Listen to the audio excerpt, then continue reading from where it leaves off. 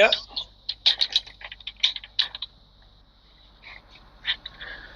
Yeah, if you hear background noise, I'm moving stuff around, so.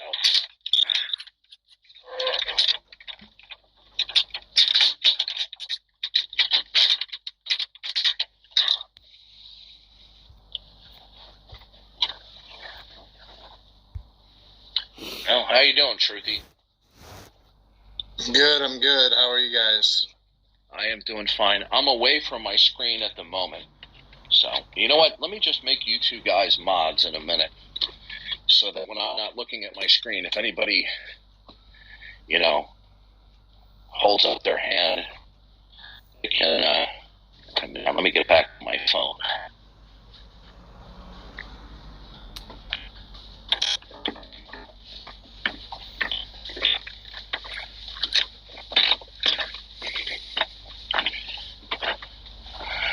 I'm all for a vigorous adult debate, but I'm just sorry, I don't have a stomach anymore for this adolescent bickering.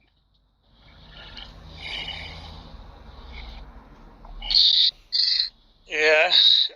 Dart, whenever I am on chat on a side stream of an atheist channel, people ask me, "Hey, Otangelo, are you still buddy with Dart?" Well, you should say yes. He pays me every month to be his friend. Right? Now, I shouldn't have disclosed that, that you're my paid friend, but it is what it is, right? Yeah.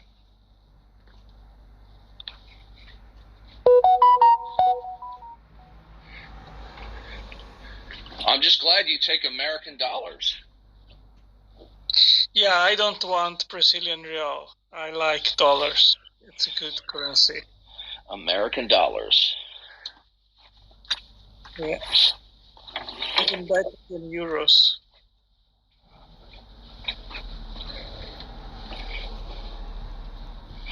Well, if the Democrats continue to rule in power in the United States, we're going to go the role of Argentina, aren't we? We're well on our way. Yep. And look how fast it took them to double the price of gas. And guess what? The Democrats and Joe Biden want the price of gas to go even higher. Well, my favorite part that a president would do in a situation where part of the gas supply, becomes a political issue is to say, "Hey, I'm going to help out the American people by shooting ourselves in the foot." Well, is it true that they want to jail Trump because of the 6th of January episode? It'll never happen. Look, the Democrats they're insane. I can honestly say this. The Democrats who are elected officials in Congress and the Senate, these people are insane, okay? Trump repeatedly stated that he wanted there to be peaceful protests over and over and over again. There is no evidence whatsoever that he planned, plotted, encouraged people to break any laws. And in fact, Trump offered to Nancy Pelosi to bring out the National Guard, and she refused it. Okay? And by the way, who unlocked the magnetic doors at the Capitol? Yeah. Who did that? That was done on purpose. Those magnetic doors were specifically installed for situations where throngs of people or attackers would be stopped. But somebody had to purposely open the doors. Okay? There's also all those instances of the provocateurs and inability to answer questions about the provocateurs. So yeah. So this guy in the chat, Jamesy Invictus, he says he lost his faith because doxastic involuntarism is true. Oh, please, I'm so sick of that crap. Okay. Yeah, the idea that we don't choose our beliefs. That's simply that's simply ridiculous. There are some foundational beliefs that you can't choose to dismiss, otherwise you can't think. That's because you're made in the image of God. But we choose to believe things all the time by going through an evaluated process. Okay, we evaluate. Well, it's also just to presume and presuppose a whole host of things, such that, for instance, agent causation is just not a thing. Which is, I mean, on his worldview, I highly doubt if he's taken a look at the literature, he would want to affirm that that's somehow just definitively the case. Yeah, if you remove God from the picture, what is left? Just the material world, right? But the origin of the material world is what we try to explain. So if you remove God from the equation, there is nothing left. Unless you say that the universe is eternal somehow, which has an entire set of problems.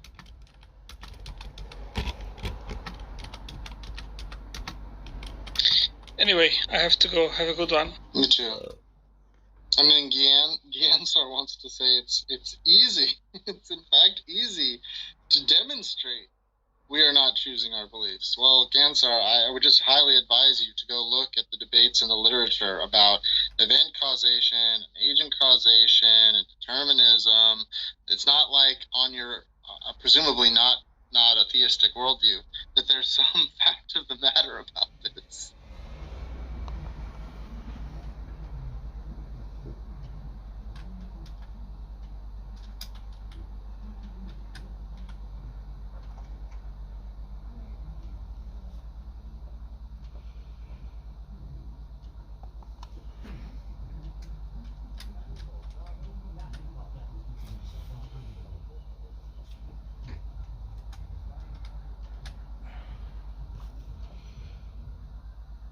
I think, I'm all for you holding some belief, but if you want to be honest about the status of the perennial questions in philosophy on an atheist worldview, you have to be a lot more humble about what the status is.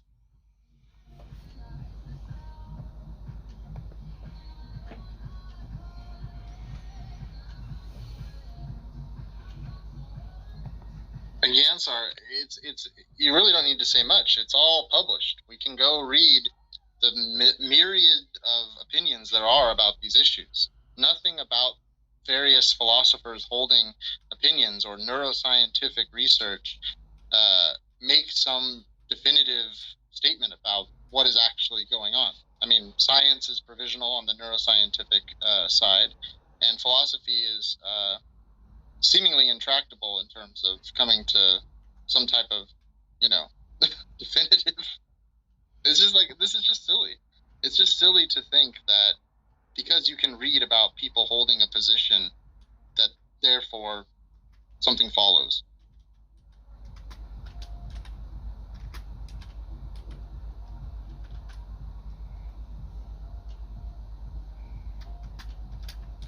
Well, Jamesy, I'm not a Calvinist, so.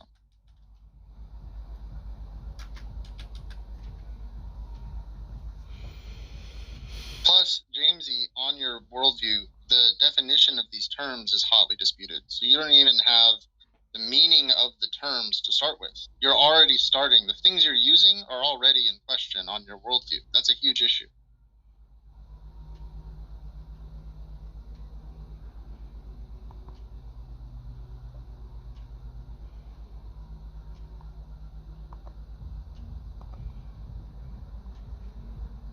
Kathy seems to say that she doesn't need anyone with a PhD to confirm her beliefs are true. That's kind of based. But at the same time, I'm not sure she can give an account of what true even means, right? That word is hotly disputed, what the referent of that word even is.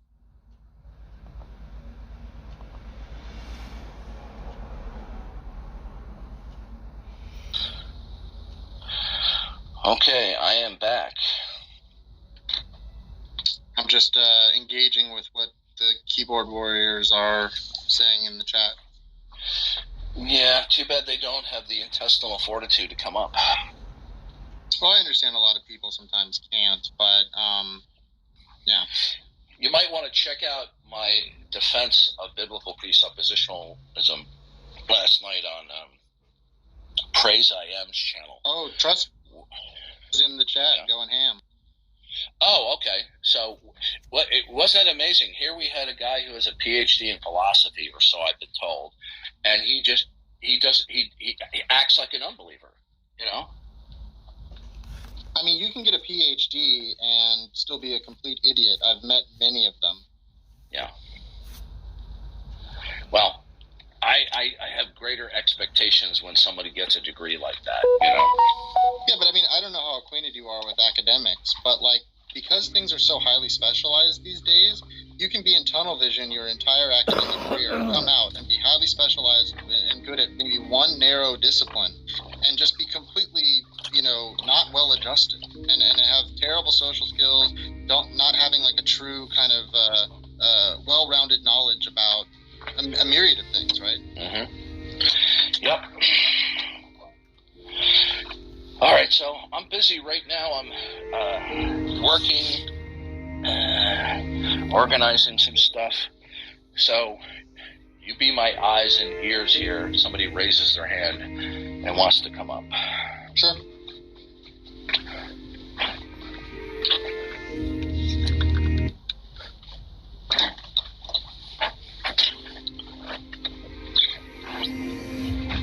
Everyone is free to raise their hand. Go right ahead, guys. If someone in the chat is saying they want to come up, just raise your hand.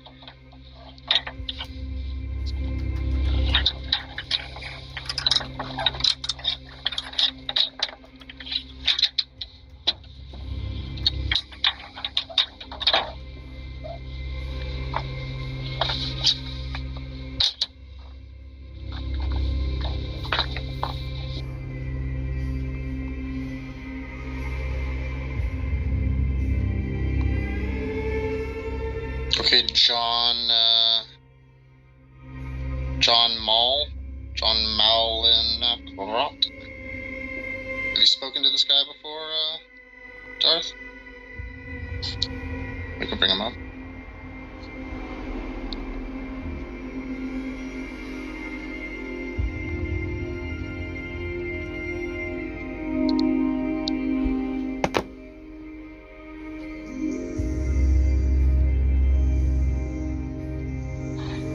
Hey, you guys.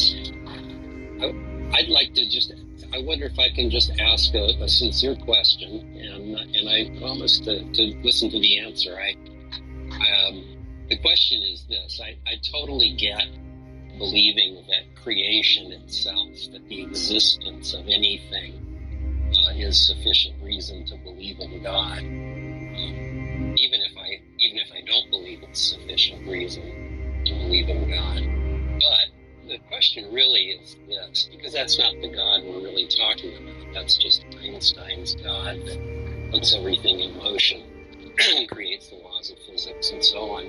The question really is about... Now let me stop you right there. That's not Einstein's God. Einstein had a pantheistic concept of God, okay?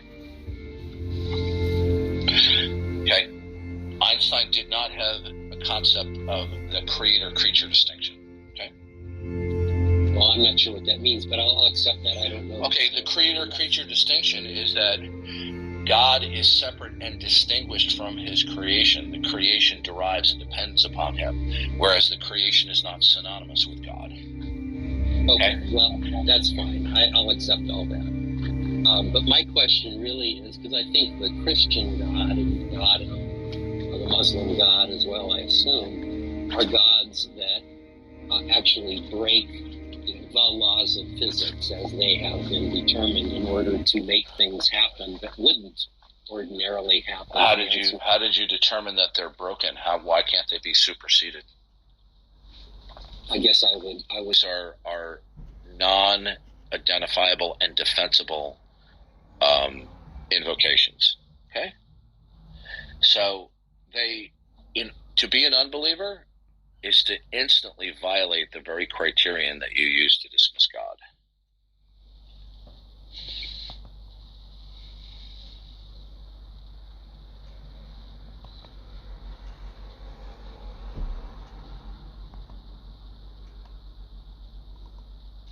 Come on up, Obi.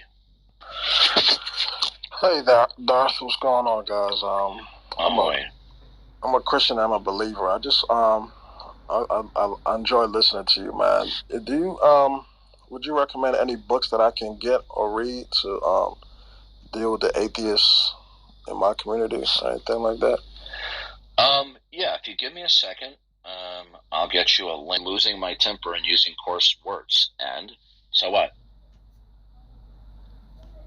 You need to unmute your microphone. If you do another recording, I'll bounce you from the room. Now let's see if you have. Okay. So you're a troll. Okay, there we go. So he doesn't see. He wants to tell me that I have balls, but he himself doesn't have the balls, other than to be a troll, then stand up like a man and challenge me. Okay, that's what you're left with.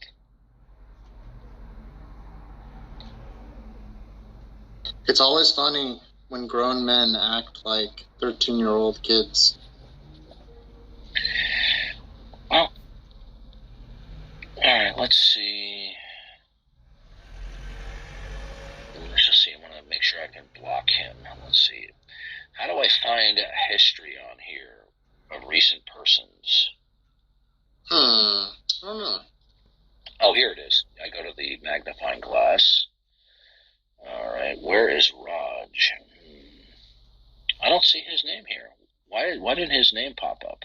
Sometimes there's a huge lag with how things populate in the various searches. Oh, okay, that's okay. I'll do a people search on his name. Obi, did you have something to say?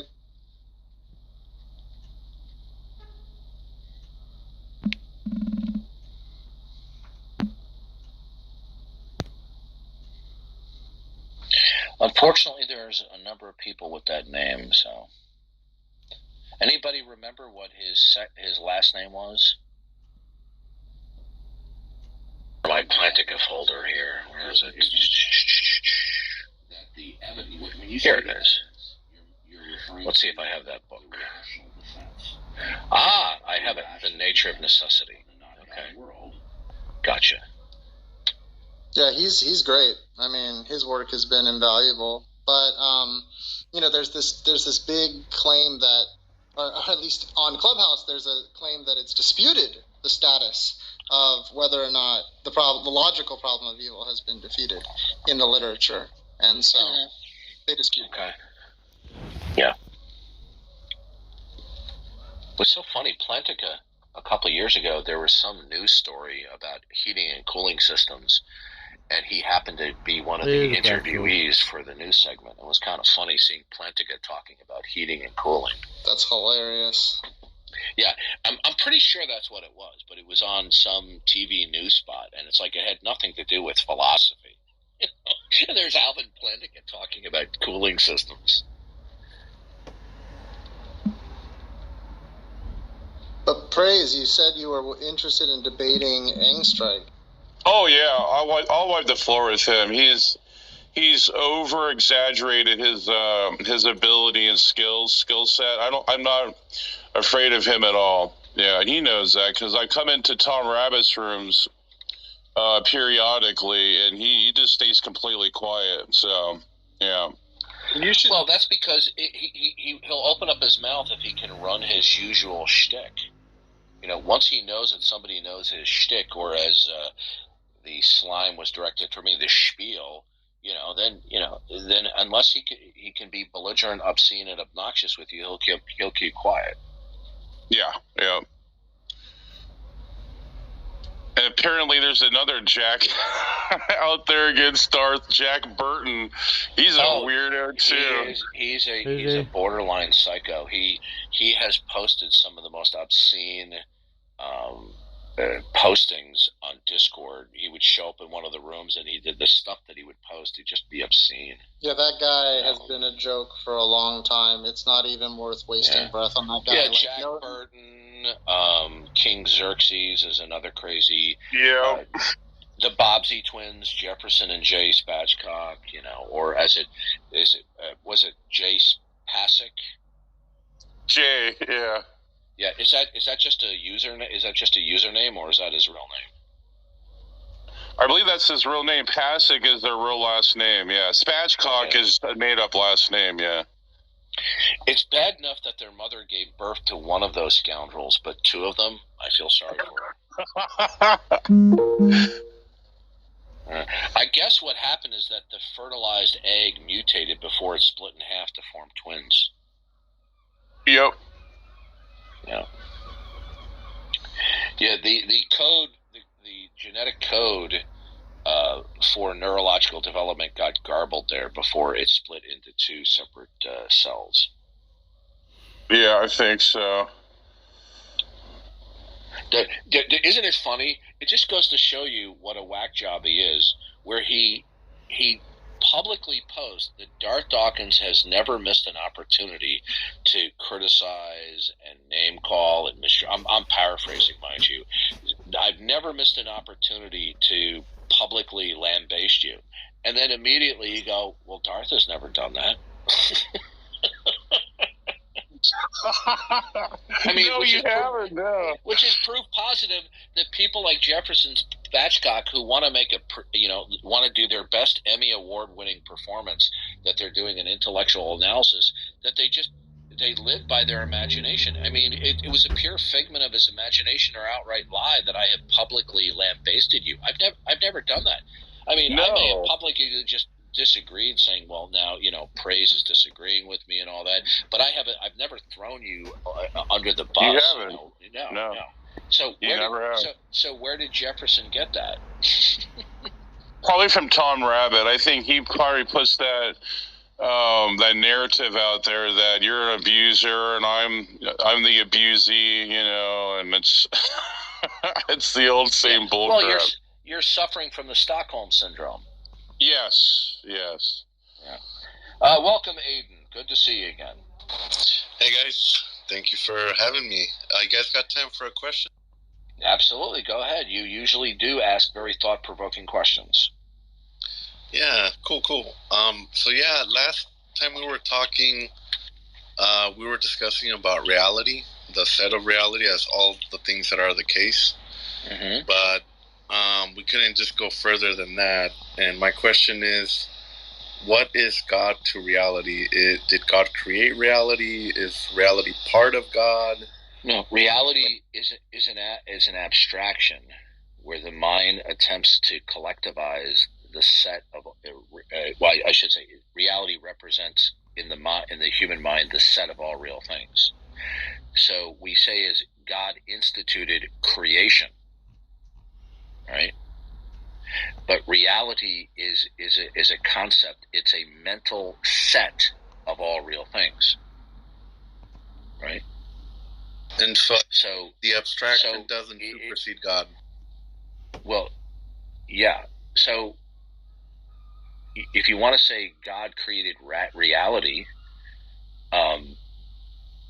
you would, in order to avoid contradiction, you would have to mean that God created all things that are real that are not himself. Okay? But reality, when it is usually used, it's all-encompassing to refer to all things that are real. So the word reality, which is an abstract set, would include God. So God didn't create himself. Right? But sometimes when people use the word reality, they're using it not in a broad sense, but in a narrow sense. Like, well, the reality is the Eiffel Tower stands in Paris. They don't use the word reality carefully. They're very sloppy in how they use it.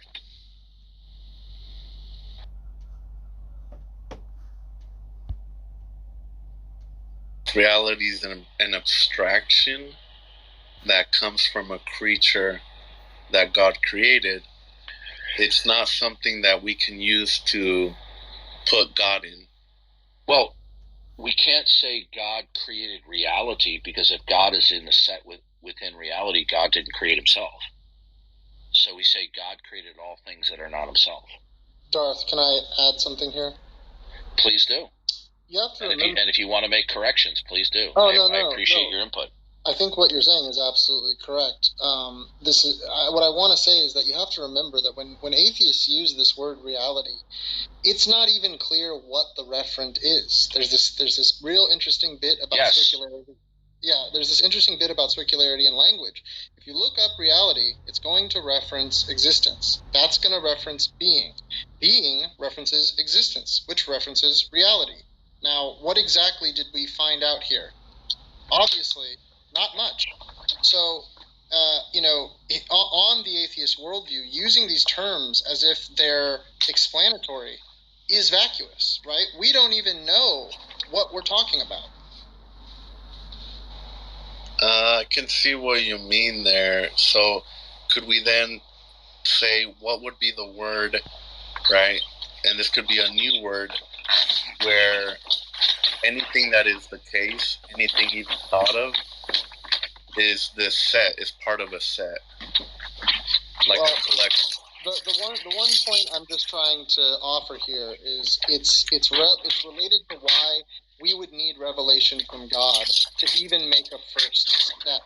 Because if something as foundational as what the heck reality is inscrutable to us, then we're in some type of a principled problem. So us creating some new term isn't even going to start. That's why we have to start with God, and then we can try to figure out what we mean by reality, which is what Garth is trying to explain to you in terms of God's relation to reality and how he can't be encompassed by it.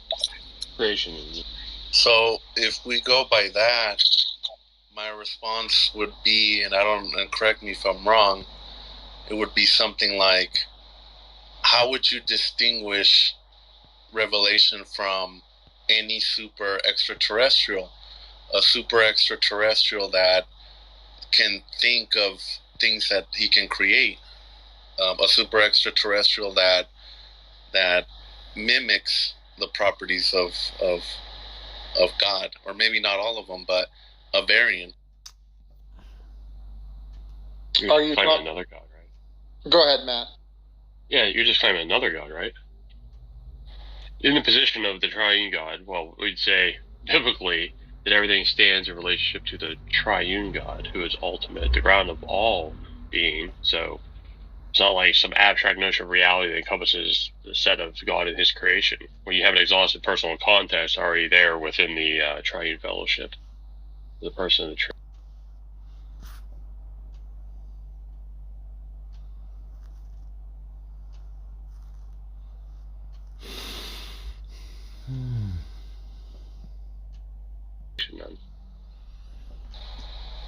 What are you trying to say, that there cannot be beings from another?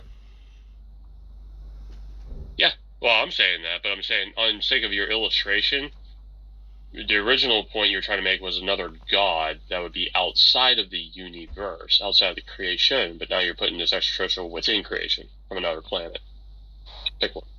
Oh, okay, so let me clarify, because I misconstrued words in the beginning. So I take back saying God, another God, or a God in another universe. Let's just, to simplify this, just like a being from another planet that is very powerful enough that if he was to come and communicate to us, that we would think that would be God. We would make the mistake of thinking that that's God, and so how do we know that would be God, right? If this being is mimicking God's personality, except omnipotence. No God at all. By what you just said. You already defined him as a creature. Well, they're obviously not the creator. Obviously. And you're putting the creature category. And Aiden, you're posing an epistemic issue, correct? Exactly. So we would epistemically observe this super alien that took the form of a human, and it looks like Jesus, and it's turning water into wine, and it's saying, "Here I am, I'm Jesus." But in reality, that's like a being from another planet that's incredibly powerful. So, how do we? If you're trying to make a parallel to the incarnation, we have biblical revelation. I'm not sure to me what. You're a little quiet. Well, you're taking the incarnation and saying, I want this incarnation thing. Let's use another example. Let's just say this person wasn't God, but they claim, well, I mean, Jesus demonstrated his deity, made claims to deity through and through. So did his apostles, showing that he is God incarnate, which is already prophesied in the Old Testament. God's given us sufficient revelation on that issue. Although you're taking this biblical revelation and spinning it another route. Because you need that core context. on the basis of, well, I was just saying, where do you get this illustration from? Oh, I took what the Bible said and spin it in a different direction. Can truthiness kind of elaborate what Matt's saying? I'm not sure. Where did you get that illustration from? Are you mimicking the incarnation? And what is incarnation? The second person of the Trinity took on human flesh. The Word was made flesh, John 1:14.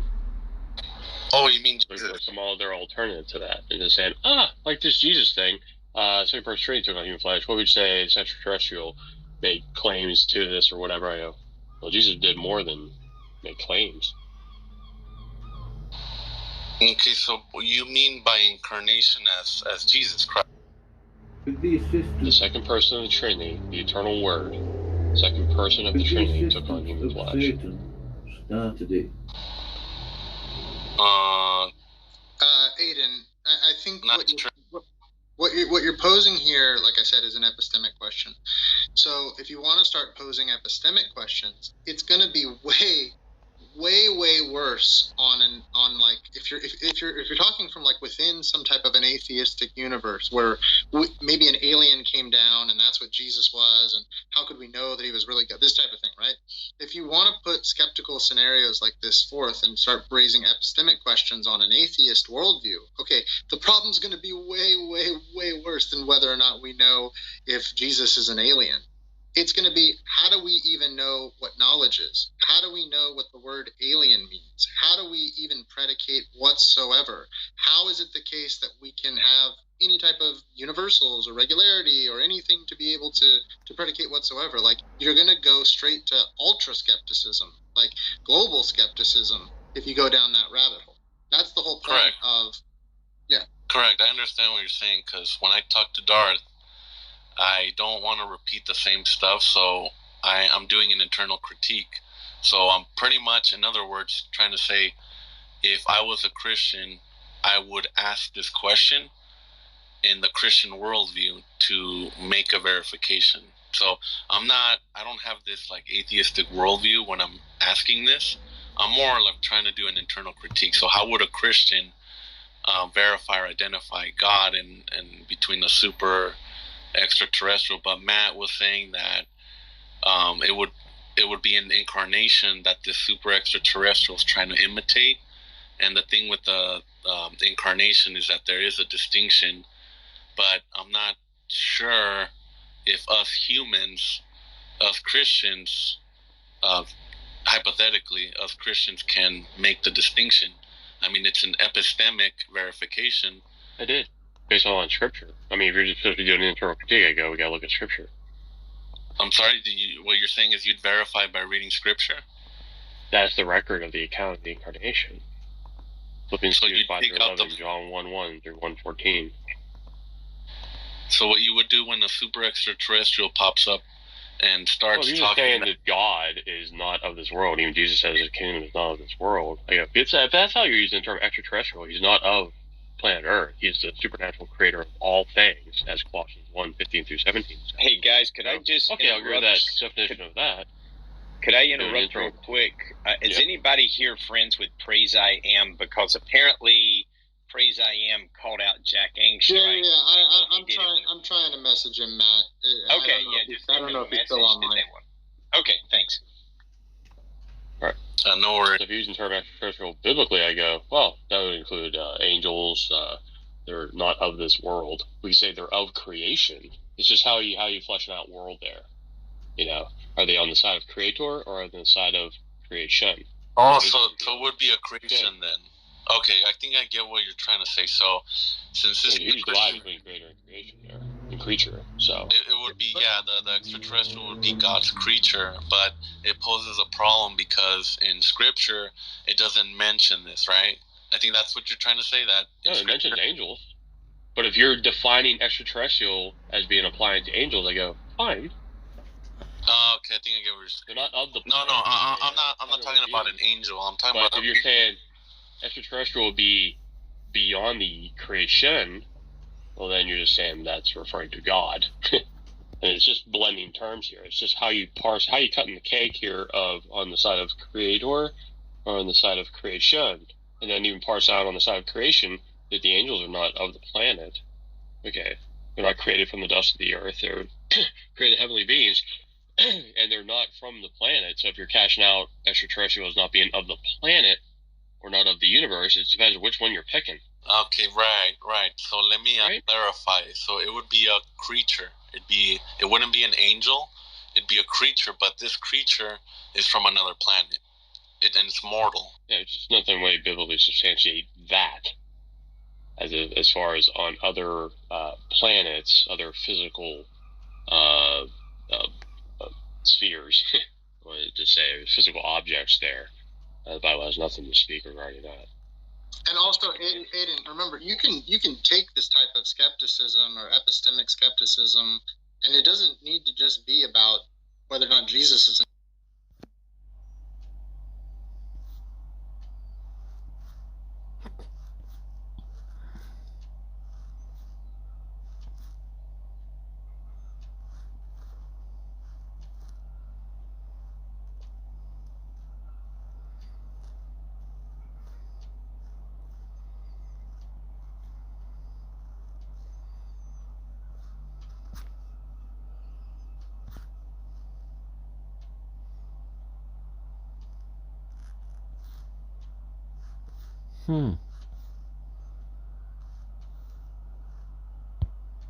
Any of these epistemic skeptical issues in philosophy? No, well, they do know because they affirm God. They would say that's God.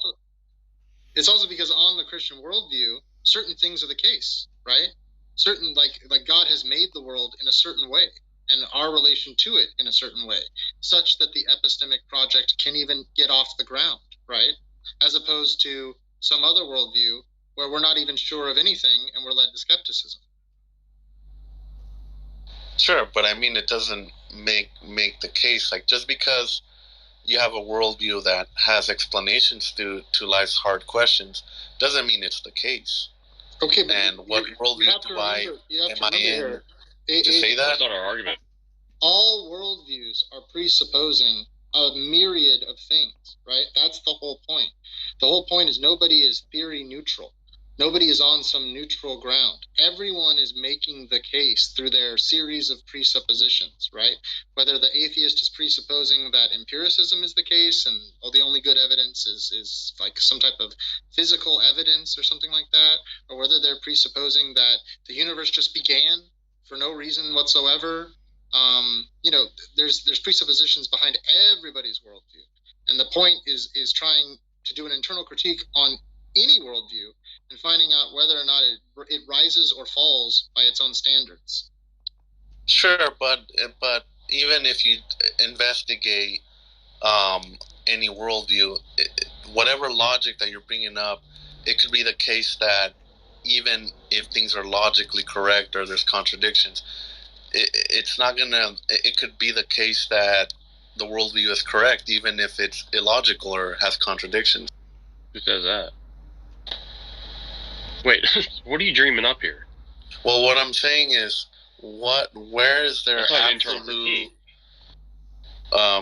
So your question is this coming from? Is this an internal critique? Well, it has to be, because if I don't, then I can't even ground knowledge. Does that make sense? So what? I'd be just randomly spewing words. Are you actually representing the Christian outlook? I'm making an internal critique. So if a Christian believes in the Christian affirms contradictions, I don't.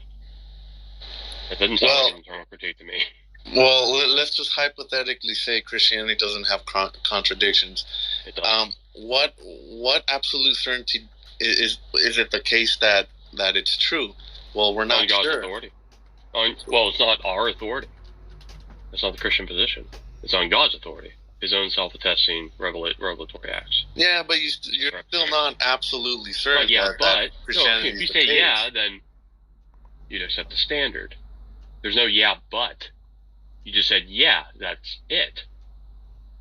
Well, there's no exception. Do you know what I'm talking about, truthiness? Well, Aiden, you have to remember, certainty is a psychological state, okay? I can be absolutely certain about something and still be wrong. Okay, how about absolute truth? What is something? What is the word for something that cannot fail. It's That's true. God, not Absolute. So you're using human being as a standard, not God. If you actually represent the Christian world, you'd be using God as a standard, not human beings. Well, also, Aiden, true is just something that's true, right? You don't need to add a qualifier to absolute. That is presupposing absolute is unconditioned. There's nothing beyond. God's not conditioned by anything. Okay. There's no absolutes outside of God. So what do you mean by absolute? Absolute means unconditioned.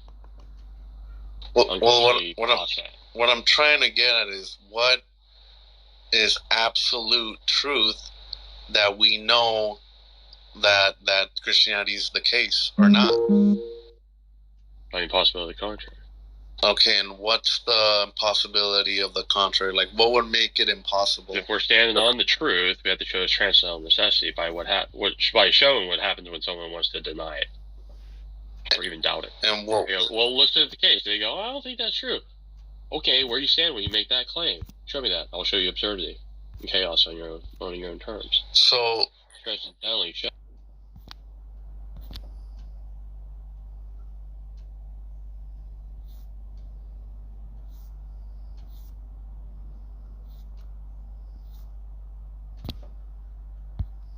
An intelligibility, and I show denying it, you're not going to be able to cash out intelligibility. If that is asserting X, and then your worldview says not X. Okay, so let me kind of summarize. So what you're saying is, if it's contradictory, it's impossible. Yes.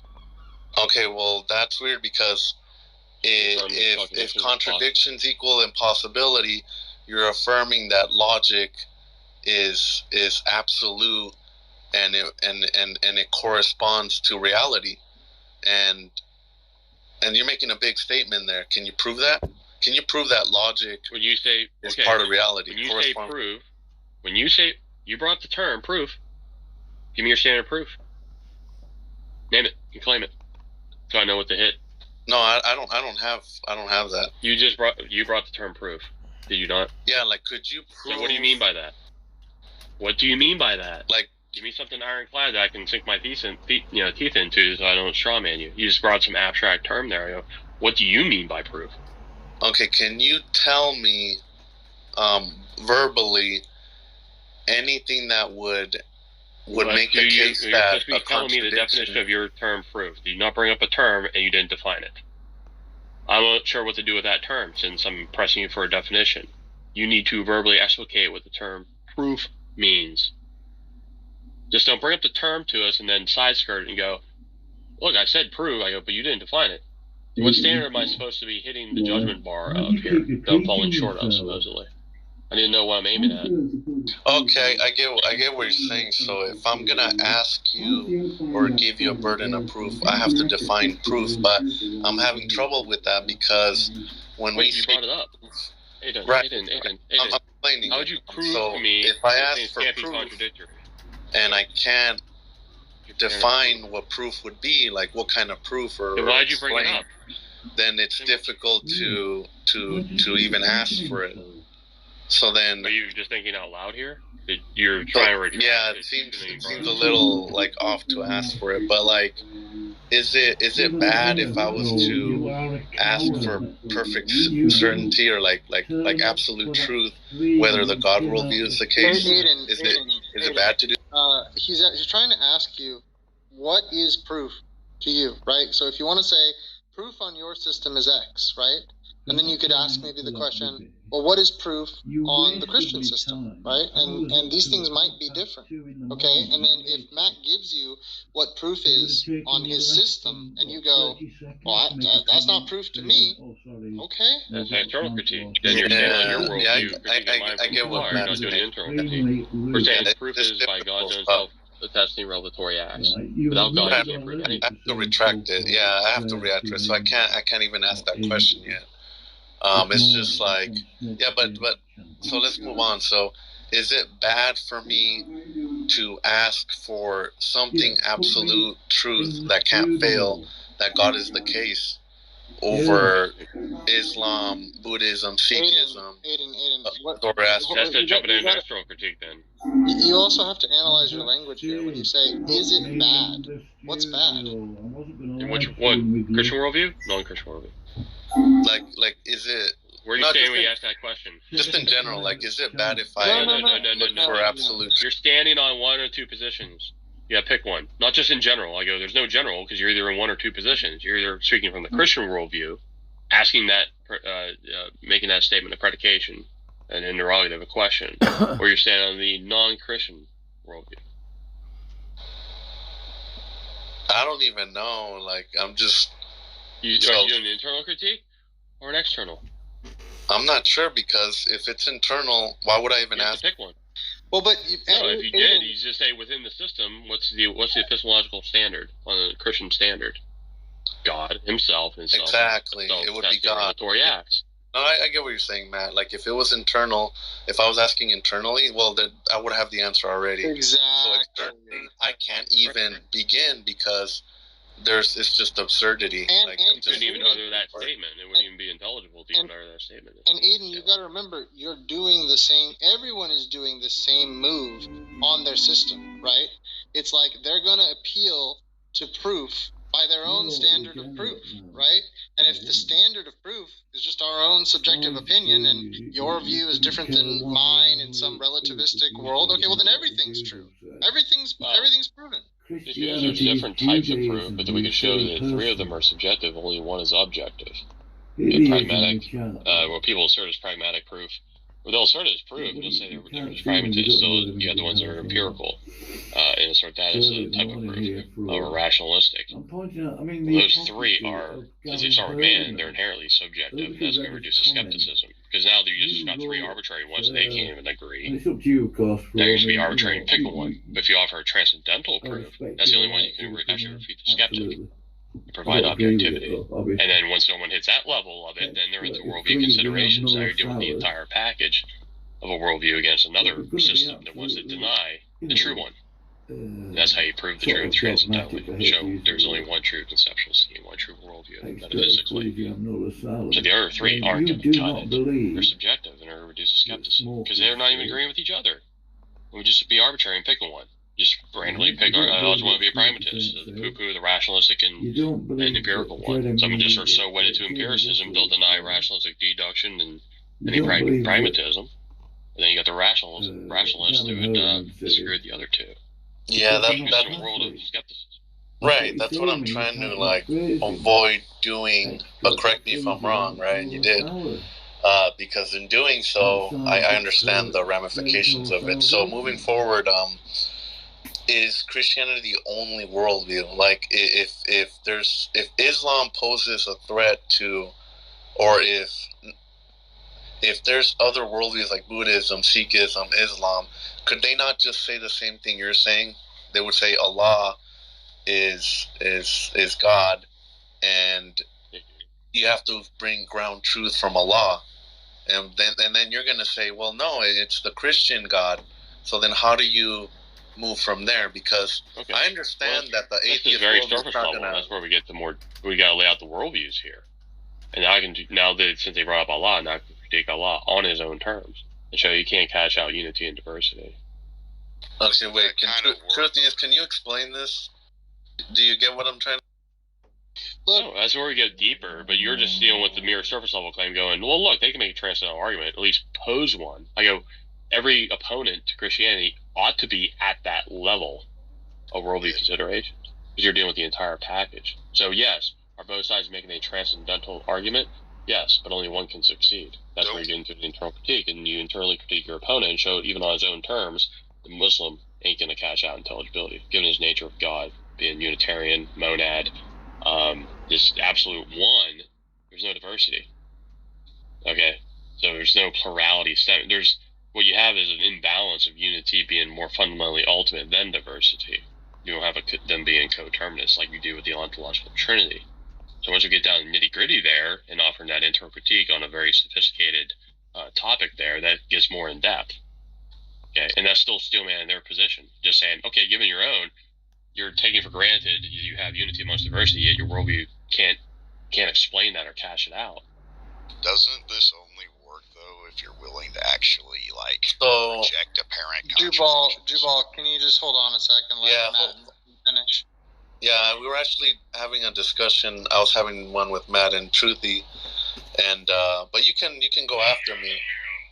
Let's just. That's how we explicate that issue. It's not really. Well, you have an authority claim. They have an authority claim. Now you got two towers shouting at each other, just calling each other heretic. It's showing. No, we can lay. Yeah, everyone's got to lay out their cards. And now you're showing that, well, where they get those cards from anyway. They're stealing from monotheism and Christianity anyway. They're the Johnny-come-latelys historically. Okay, you're right. So, and then you want to read stuff out of that. So to summarize, what you're saying is that if there's any other worldview that tries to use some of what Christianity has more. Let's just say, I tell Darth, it's a checkbox list. Like you have a huge list of check marks, and Christianity meets those check marks. So any other worldview trying to pose a threat, then it's easily defeated in that sense. But what if the guy that believes in Allah, what if he says, well, what does having more check boxes mean that my worldview isn't true? It's more on necessary preconditions, necessary and sufficient preconditions. One of the many is absolutely fundamental. Without that, and it's just as fundamental pretty much as the causal principle. There's certain presuppositions must be in place, or certain philosophical issues must be in place, but how you cash that out from the location of ultimacy. Also, you got to understand the landscape here. Like I understand the questions you're asking, and they're fine questions to ask. And yes, it's the case that like any of these other worldviews could just, claim things. Sure, they can claim things. But if you want to get into like a comparison of Christianity and Islam, yeah, you could do that. And what Matt's trying to say is you'll see that they fall apart on fundamental issues, right? But I hope you understand that like, if there were multiple worldviews that accounted for total intelligibility, everything that we want to cash out, and yet they're both mutually canceling in some, mutually exclusive way. Okay, well then you're back to skepticism, right? Because they can't both be true. Okay, so it seems like there's these essential check boxes that the other worldviews don't have, that they're so fundamental that if they try to make a rebuttal to Christianity, Christianity can just easily brush them away. No, it's showing when you deviate from the Christian system at any point, because every doctrine is going to affect another one as well, or one issue is going to affect another, because that's why things are systematic. You affect one thing of the web, it's going to affect every other piece of the web, and it's going to fall. You have to have them all in place, yeah. There are fundamental necessary preconditions, necessary transcendentals, grounded in the transcendental ultimate that provides the ultimate unity amongst diversity, but yet can cash out plurality as well, in and of himself. Okay. With Islam, plurality is derivative from this monad value, but a monad is a monad. There is no plurality. How is plurality stemming from them? Then you end up creating an imbalance there, to where that's going to affect your ethic, your politic. But you do have that being parallel to Islamic mode of operation, socio-politically, religiously, and stems out of a very type of Hegelianism, where he believed everything was resolving to absolute spirit. Monism was being brought in, diversity is on its way out. And I was bringing up the Truthy last night, just an illustration in Hegel's philosophy and his politic. The individual person, wasn't the true individual. The true individual was the state. The individual person was merely an organ of the true individual, which was the state. Your true individuality is actually realized in the state, in the one. So diversity and particularity of individuality and freedom are mixed. Because why? Because your metaphysic was bent that way. Unity is more important than diversity. So now your politics is going to be, and your ethic is going to be skewed. Okay, very good. This answers a lot of my questions. Because that's why I'm on the fence. Like, I don't make the claim that Christianity isn't true. I'm just making the claim that how do we know? How can one absolutely, or the closest thing possible to say, hey, I need to affirm Christianity over atheism and all the others? And it seems like this checkbox that covers these fundamental things is something that I need to look at and compare it with everything else to say, oh, Christianity really does have all these checkboxes that matter, that I should be a Christian. Aiden, That's just internally on its own basis. You got to remember here too, man. It's rarely a lack of facts that is the problem here. It's not that you just have to get all the equations down and do some Bayesian analysis or something like that and compare the check boxes and weigh them up on a scale. That this is not how this works. Like they say metanoia is required, right? Repentance is required to even see clearly. People if Christianity is true, right? Our nature is bent. It is skewed towards not understanding or like seeing clearly, and that's why it's not so much a problem of the mind. It's a problem of the heart. That's what's going on. I'm not sure what to make of that. Problem of the heart. So, like, you gotta have the heart to... I'm not sure because...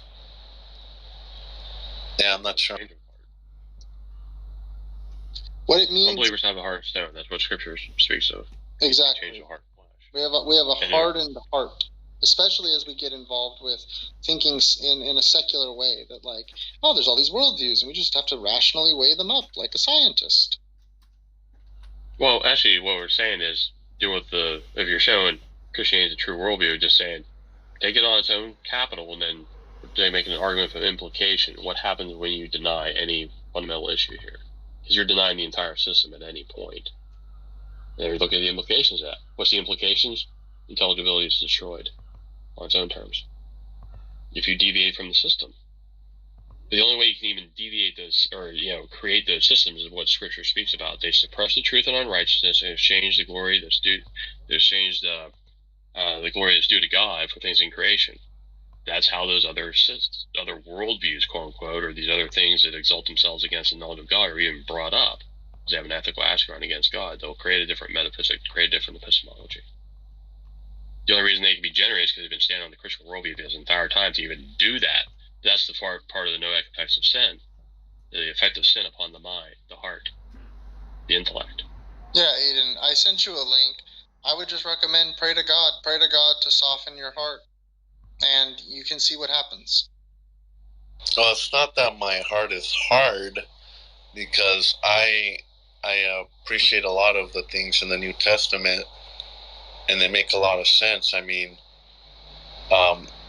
it's just, if I'm going to say, hey, Christianity's the case over the others, you don't want to do it just blindly. You want to, like, say, oh, well, it's because of this. I weighed all the options. Well, now you're saying that you can't even weigh them. Well, remember, Aiden, it's not it's just the heart. The heart tells me that this is what the case. I don't know. I'm confused. Well, the faith is not absent from reason. You're made in the image of God. You can understand what the word Scripture is saying. 2 Corinthians 2:14, or 1 Corinthians 2:14, sorry, says the natural man cannot receive this thing of the Spirit of God. You're not spiritually receptive of it. You can understand what the Bible is saying, what the Christian worldview is explicating, but you're not spiritually receptive of that. That's the point we're driving home here. Yeah, and you can't just presuppose that because you can, appreciate some things, that means you don't have a hardened heart. I mean, it's a huge problem. It's something that is mystical in a way, right? It's not something that is... You're thinking about it like you would think about, how do I choose which city I should move to? I have a lot of, like, psychology, neurology, like, a lot of background on that. And it's hard to, like, kind of, like, just, like, affirm that heart thing, because let's say you take a control of, like, 10 people and you use psychology, neurology to, like, teach them new things and whatever. And you can make statistics on that. And it seems like whatever you give a chance to teach someone to learn, most likely when they learn it, they're going to affirm it. Okay, And a lot of sorry, I don't mean to cut you off here, but like appeals to psychology, neurology. Again, you're thinking about this all wrong. What do you know what the replication crisis is in the soft sciences? No, go ahead. Look into the replication crisis in the soft sciences. It's something around like 30-ish% of studies that use all the methodologies you would want to affirm are able to be replicated. Okay, psychology is by and large BS, and neurology is an interesting field, but remember the conclusions of the sciences, the hard sciences at least, are provisional, right? And this is not a methodology by which you're going to come to absolute truth. That's not what these things do. Okay, so retreats. Yeah, exactly. Retreats to this. You're bringing the bear upon. Well, it's usually using some external epistemology to then judge Christianity. It's exactly what you're doing. It's an external critique. It's saying, well, Christianity ain't fitting into my epistemology. It never will. Yeah, there's also things. Using an external standard. There's things going on. If the Christian worldview is the case, there's things going on that are supernatural, right? There's influences. There's things that to us would seem mystical. There's much more going on in totality than what is captured by the natural sciences. So that's not going to fit into, I think, the way that you're trying to analyze it. But maybe think on these things and let. Yeah, I need to think, because like, every time I argue and talk with you guys, like, I'm another level, you know, like I'm getting smarter and stronger. Good. So time to right now to reinvestigate and learn more, because I'm gonna look to like settle down, and you know, what am I gonna teach my kids, right? Amen. So, well, thanks for your questions, man. Oh yeah, no worries. He always brings good questions. Dude's a good interlocutor. Mm-hmm. There's some ferreting out, some clarification there.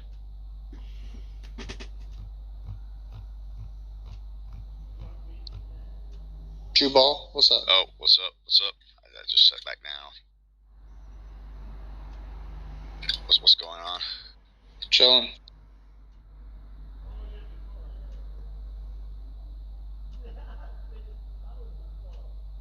Nick, you're hot, Mike, but you're not saying anything. What's up? Did you have a question or something? I was going to ask earlier about the transcendental argument. I believe I remember Matt trying to tell me that the Trinity was a seeming paradox. Not a real paradox, but a seeming paradox at one point.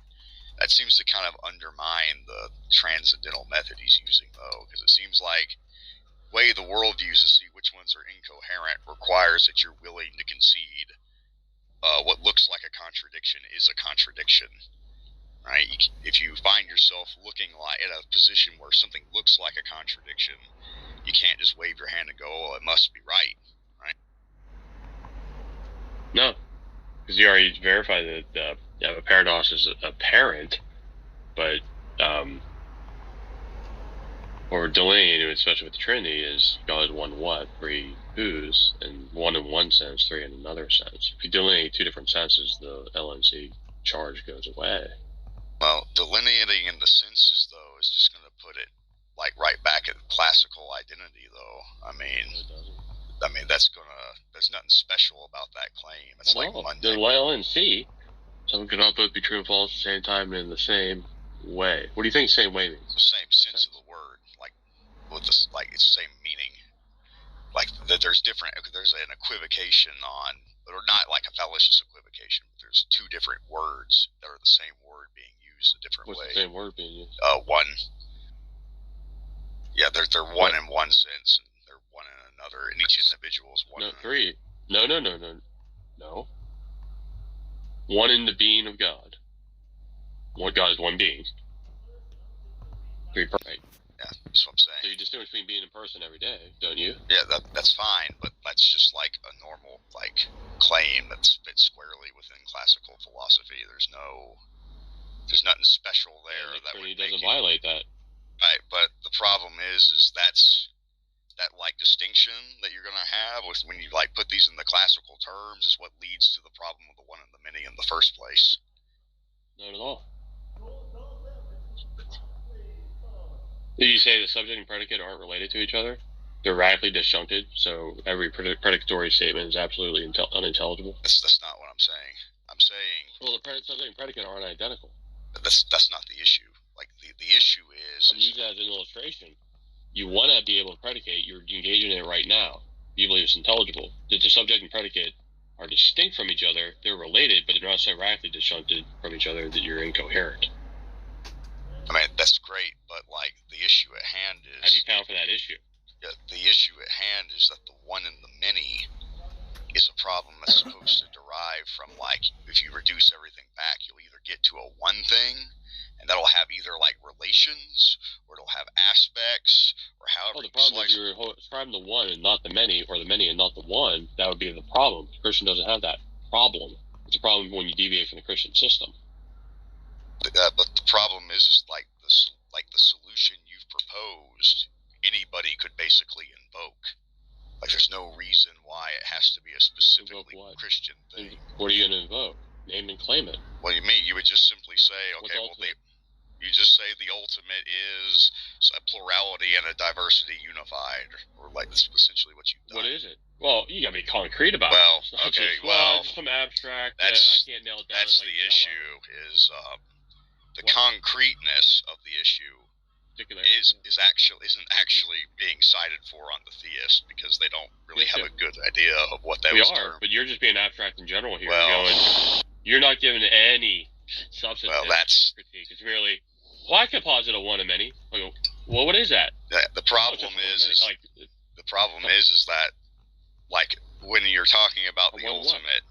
Like, they're your only options. It's not an option between some highly specific thing that you offer and some highly specific thing that I offer. The classical distinction between, like, what are you positing?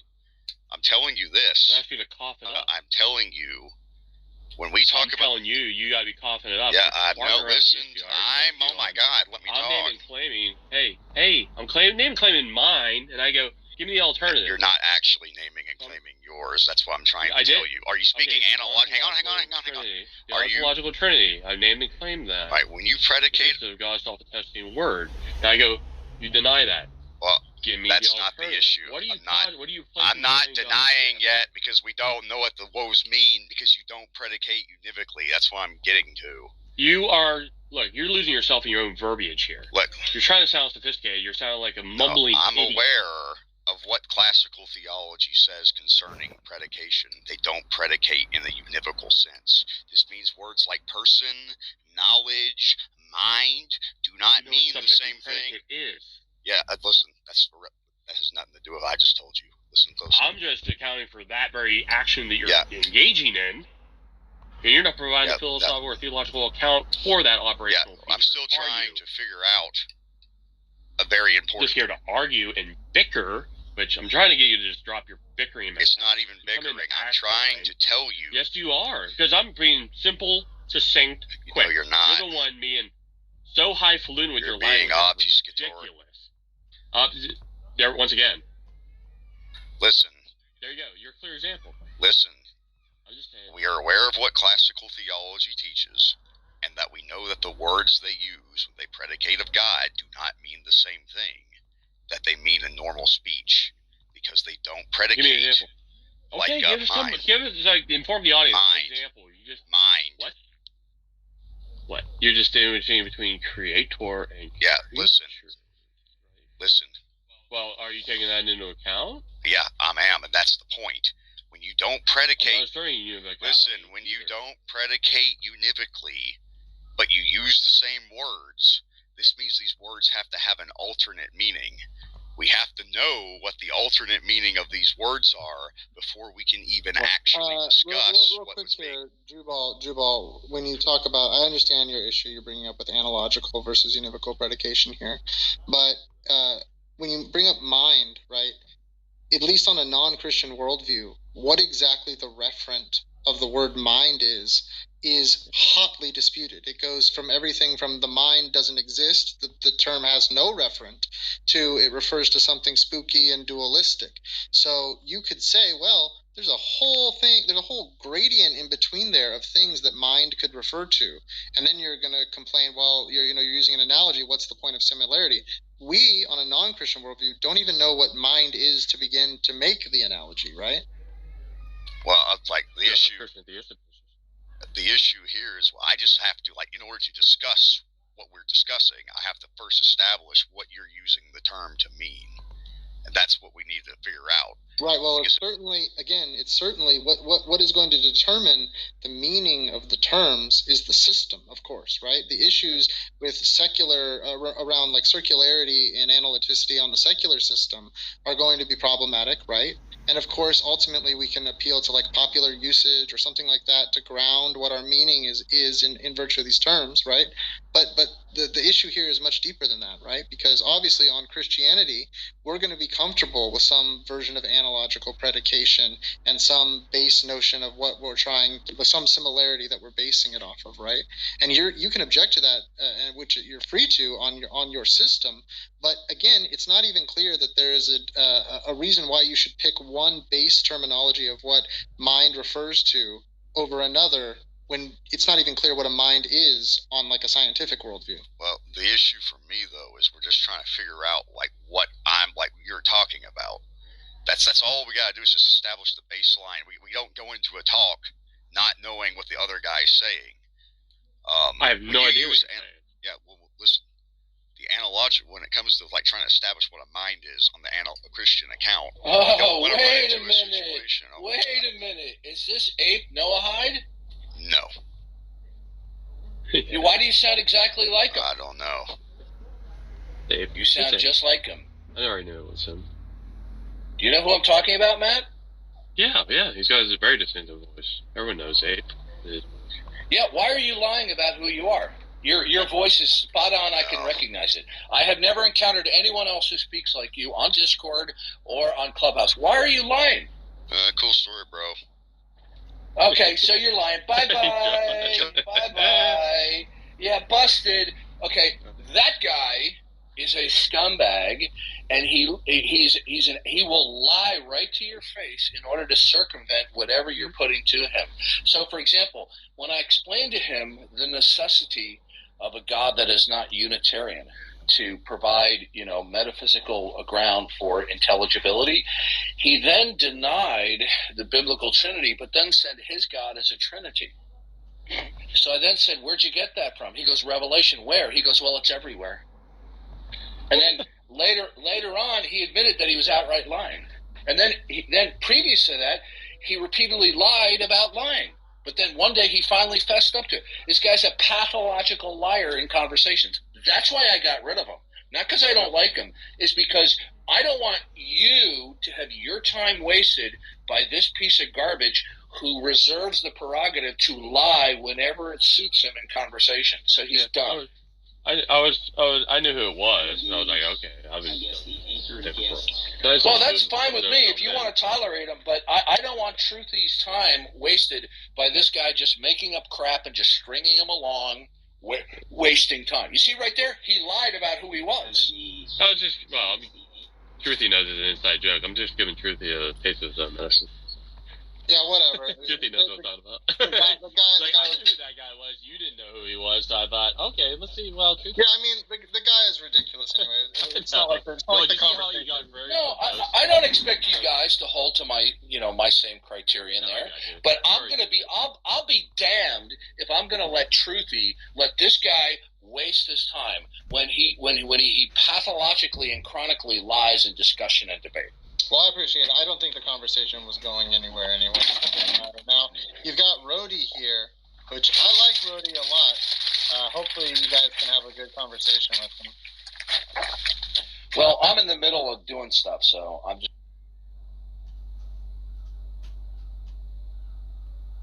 Feel free, Rhodey. I'm sorry? Did you want to say something, bro? No, I don't really have anything in mind right now. Well, thank you for that. That's fine. Oh, you had your hand raised. So I thought you wanted to say something earlier. But that was before Ape. Well, Ape was first on the line there, so we had to deal with him first. Maybe Rhodey, we could talk about your notion of best possible world, which I find very interesting. Wait, what do you want me to talk about? The notion of the best of all possible worlds? Yeah, maybe you could talk with Matt about it a little. Expand on that a little? Yeah, so Matt, Rhodey's notion of the best possible world, what that is, analytically, is a world such that there is no fact that could be added or subtracted that would morally improve the world. That's the best possible world. And he wants to say that because God has the omnis, and God could do it, and he would do it, and all of these things, that it means that God doesn't have the omnis, or some of the omnis are inconsistent.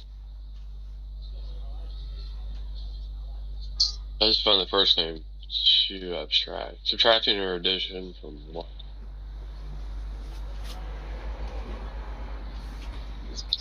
Could you repeat that? For some reason, I have a very poor connection.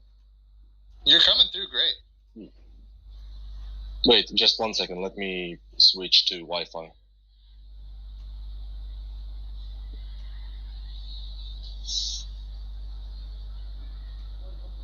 I was just nitpicking the addition or subtraction from what? Well, he wants to say that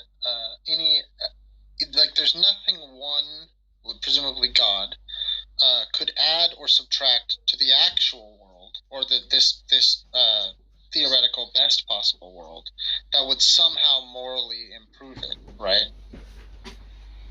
Okay. So, saying add or subtract to what God would do? Coming through a little quiet there, Matt.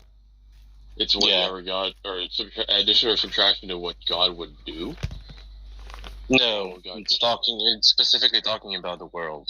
So what I take a world to be is a maximally consistent set of facts, right? And I'm saying that the property of being the best of all possible worlds is a specific world where it doesn't really matter how you subtract or add facts or replace facts with other facts. It wouldn't improve upon the moral value of the world. And that seems to me like straightforward, particularly because the way we use best is that it cannot be improved in this sense, right? If it could be improved upon, then it wouldn't be the best. The thing that we're improving is making that to be a new world, right? That has different elements, that makes it a better world. What's the standard of improving? I don't really have any standard of improving. Sorry? And I have no idea what that term means then. Improving? You don't know what to improve to mean? I asked what the standard would be then. And wait, why would I need to? Well, no, look, what I'm saying is that I'm giving you a conceptual analysis of what it means, right? Of what the best of all possible worlds means. I'm not setting a specific standard. Then I don't know what improving would be. Rhodey, don't you think you would need a standard by which we can weigh whether or not we're improving or not improving? No, because in this case, so there is a difference between the semantics and how we analyze this stuff. I'm not giving you the analysis, I'm just giving you the semantics of it. This is why it's irrelevant of what will be the improvement or what will be the standard of improvement.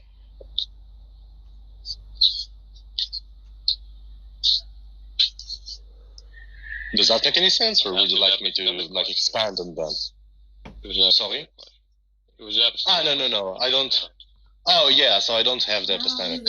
I only have. Second of all, that when I'm saying that you are very. Second of all, when you are saying that when I'm saying you are very quiet, what I mean to say is that in virtue of that, I barely understand what you're saying.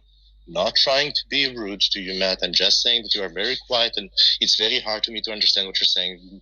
Third of all, when I said that you are speaking very fast, and barely, truly, can you hear him? 5 minutes later, I can probably ask my question again. Clearly. Go ahead, ask your question. Okay, that was like a minute ranting.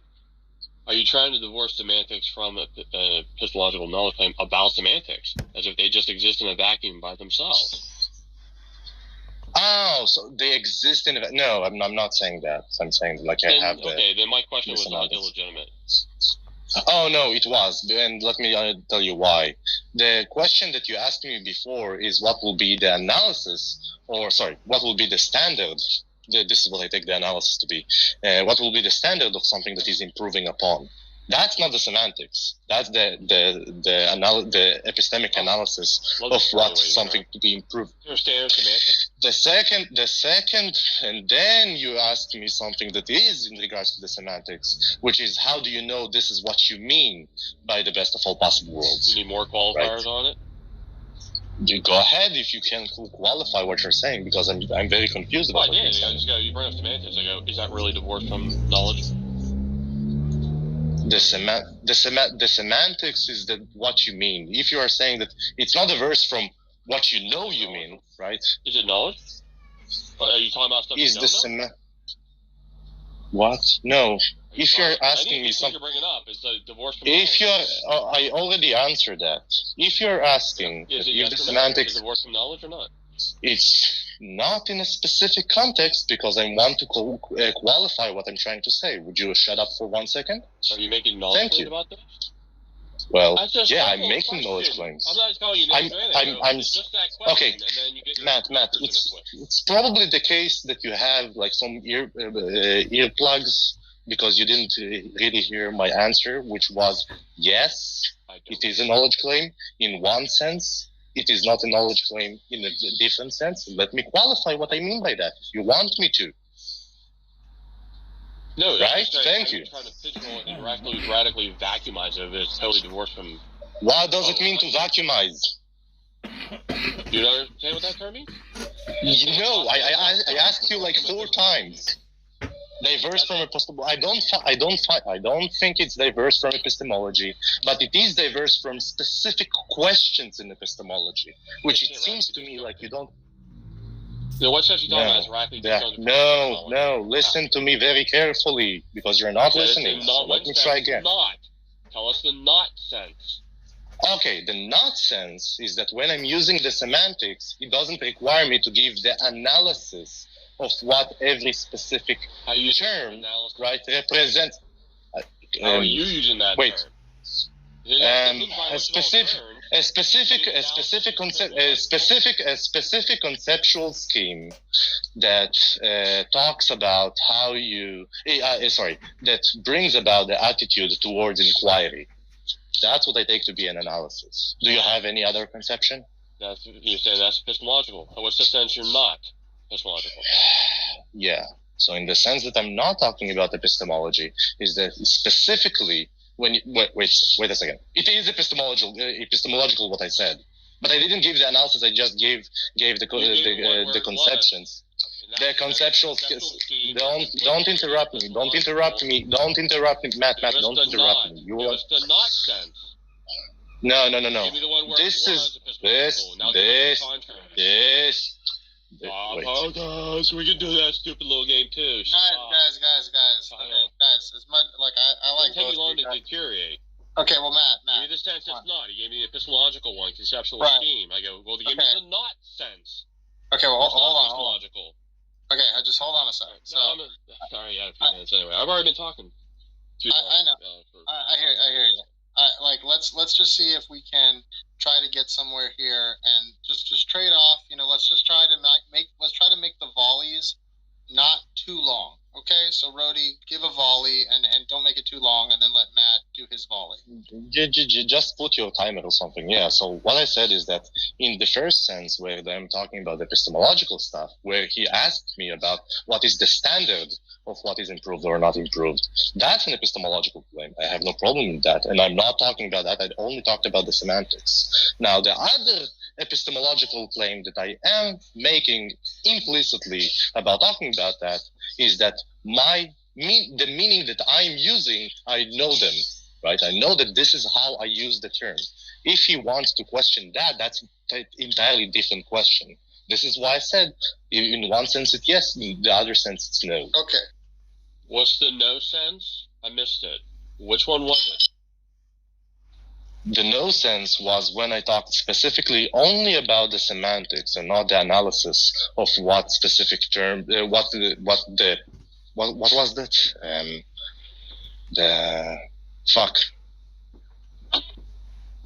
Not the grounding. He said something. The standard of it. The standard is the epistemological. The semantical is not epistemological. He left. He'll come back. Truthfully, I don't really want to talk to him. Can I talk to you? Like, he's too obnoxious for my taste. It sucks that you guys can't have a conversation. I mean, like, I'm trying, truthfully. I'm trying. I was like very nice to him, and then he started stop bitching, stop bickering, and holy shit, why are you treating anyone like that? And that's like unfortunate. Well, I'm not finding Matt to be like super dumb, but it seemed to me like I just cannot have decent conversations with him. Yeah, I think that, you know, in these spaces, things can tend to get a little heated, and obviously I know you guys have a little history, so it's always going to be like a delicate balance of trying to let each other speak long enough and not interrupting. I think the interrupting is sort of snowballs, if you know what I mean. Okay, so let me ask you, and please be like honest about it. Do you think who do you think more interrupting, Matt or me? Look, I don't think an analysis like this is useful. Let's just say that I think that it is useful because it seems to me like you are broadening the problem in the conversation rather than saying what is point blank the problem.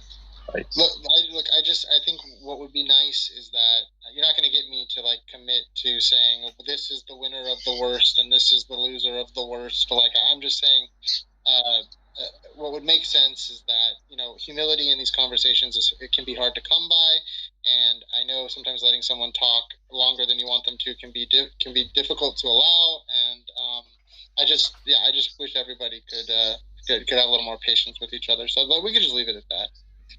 Yeah, so, well, first of all, I'm talking very slowly. I'm not talking very fast, right? First, English is not it's actually my third language, right? Second of all, I don't really think that I talked more than like 1 minute every time, right? So that's not like it seems to me like it's not a fair response.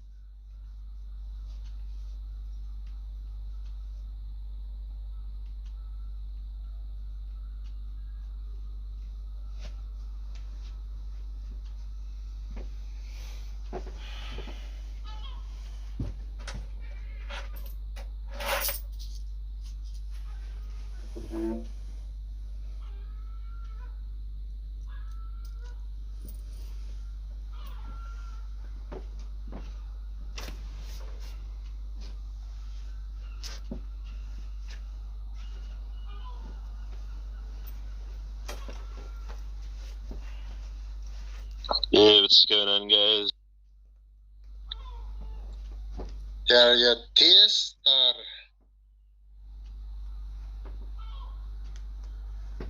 some kind of theist, or what's going on? You got to work on it, man. It's getting better, but it's not there. I'm not trying to make it good. I'm just trying to mock the way. I'm trying to mock his manner. Okay, fair enough. Wait, yeah, so Truthy, what do you think is the problem with this type of a conception of best possible worlds? Yeah, it's something that I haven't delved into the literature on much. I know that some people just deny that it's even possible because of these kind of infinite regression problems, how you could theoretically always add one more thing.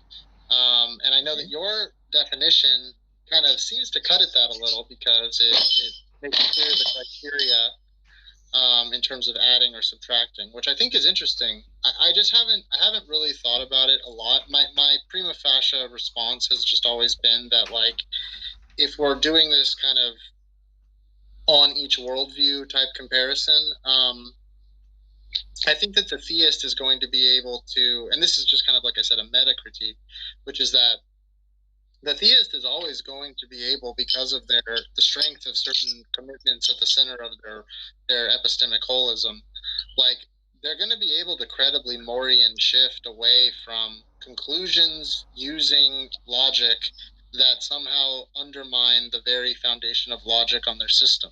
So, do you understand kind of where I come at this? It seems to me that I understand, but not entirely. So, I think you're saying that, like, everyone can do a Morian shift when it's questioning the basis of specific stuff, the like very core stuff in their worldview. Yeah, that's correct. Everyone can do a Morian shift, but one thing that you're doing with a Morian shift is shifting the syllogism from one. At least what you're doing is shifting the syllogism from one form to another form, right? From modus ponens to modus tollens. Yeah, or vice versa. One man's modus. I like Joe Schmidt's shirt that he always wears. The one man's modus ponens is another man's modus trollens. Nice one.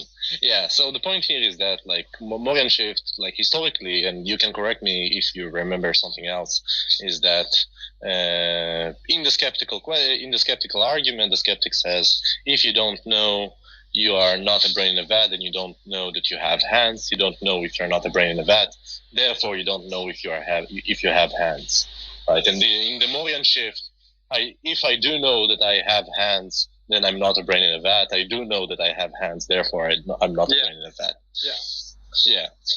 Yeah. So, and like the point here is that he, used the Morian shift, took the terminologies of the argument, and then shifted them, right? Shifted the order of them. I see where you're going with this. I would want to distinguish between kind of like a colloquial sense of a Morian shift and what the Morian shift actually denotes, because you're right, that is what it denotes. But I think that, like, I remember when Lance Bush debated, I always forget this guy's name, the guy with the kind of, what's his name? It starts with an S, but it was a moral realist philosopher. What was it? Eric Sampson? Yes, Eric Sampson, exactly. And he made this comment that I think is very telling. I think a lot of people are committed to some type of this notion of a more connotative sense of Morian shift, which is that any argument against moral realism will be less convincing than moral realism, right? And every argument. Sorry, can you restate what you said? He said any argument against moral realism will be less convincing than moral realism, right? Or something. Oh, okay. Yeah, and I think that that's at play, obviously, in most people's systems. Whether it's like, I love that you bit the bullet when I asked you yesterday if someone gave you like the perfect argument that you don't exist. You said you would accept it, which I think is interesting, and it says something about what your deepest commitments are. But I think for me, I'm more so than just affirming moral realism, because I don't think moral realism is something where you're actually like transcendentally sawing off the branch you're sitting on. Whereas I think if you do it on the Christian system for God, which is the foundation or grounding for logic to be valid whatsoever, and you're using that which is grounded by God to somehow undermine God, you're sawing off the very branch you're sitting on. I actually wanted to ask you a question about that, because it seems to me like one of the virtues of worldviews is to be very precise with like the terminologies, with the stuff, like with the things that you are talking about, right? if you have like a vague worldview, it's fine, but it's probably preferable that you have a very strict and rigid worldview. At least as far as my preferences about worldviews.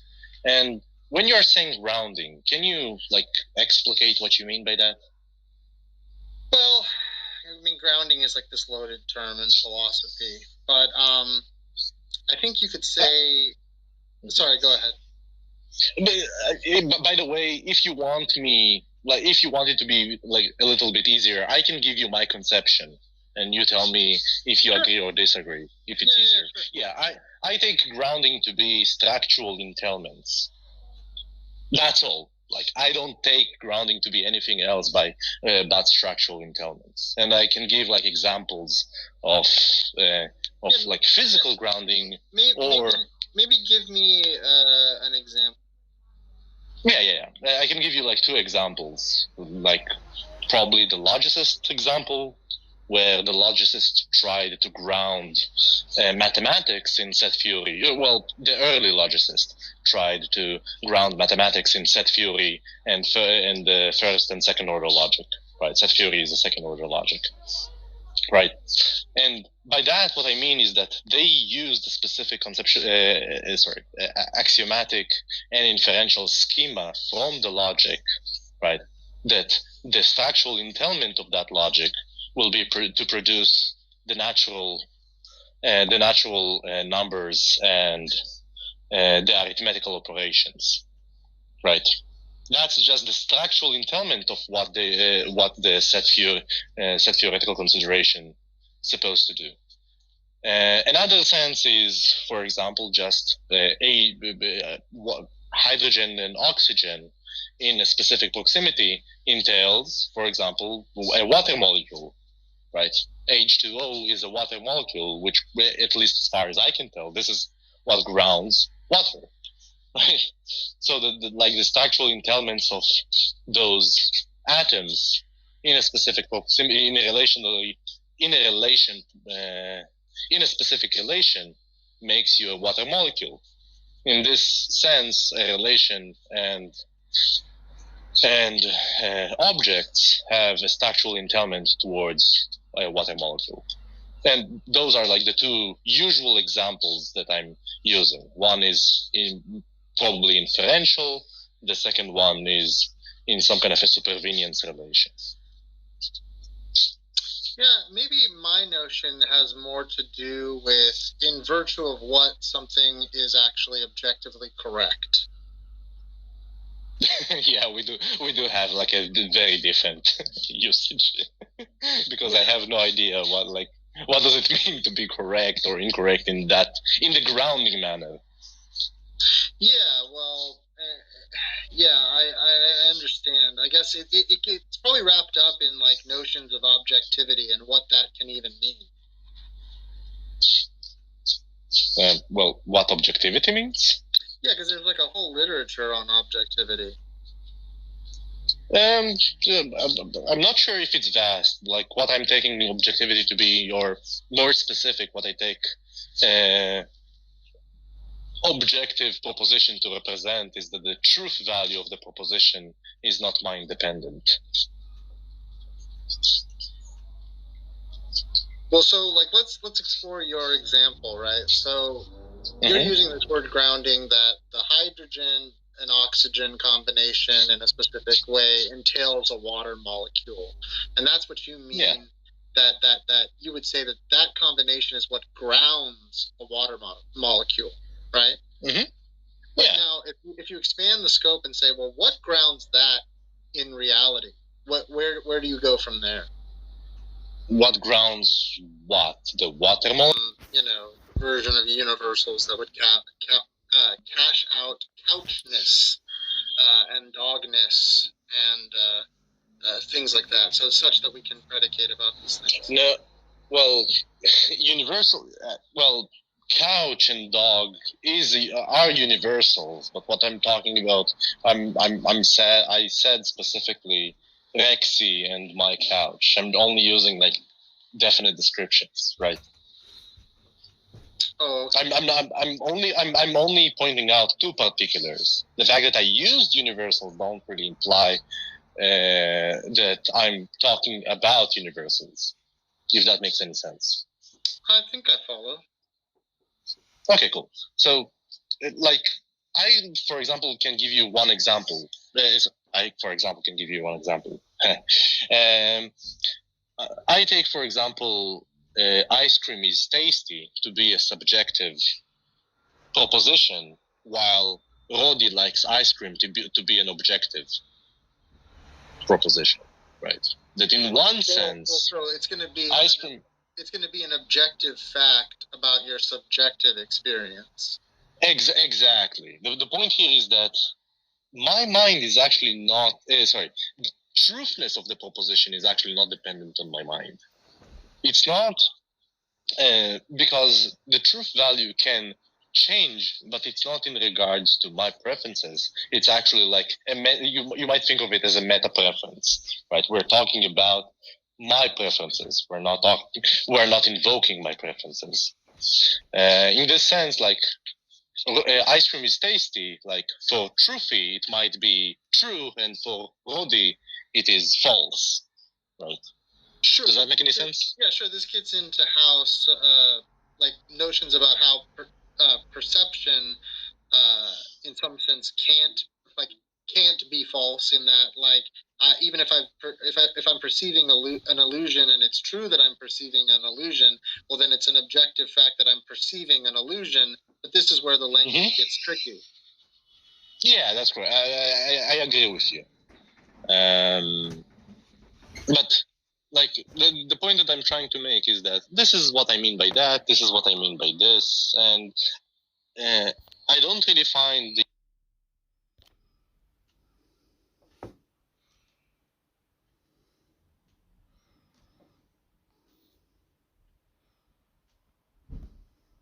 manage the garden, to be managers of what he had given, and he had just given clear instruction to not touch or eat.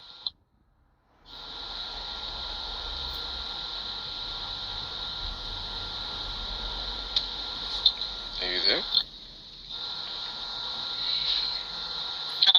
There was can you call that? There was something in the garden that God basically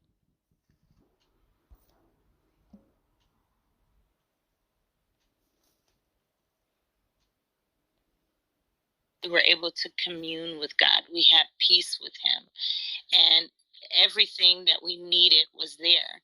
The first temptation, I would say, or the first introduction to something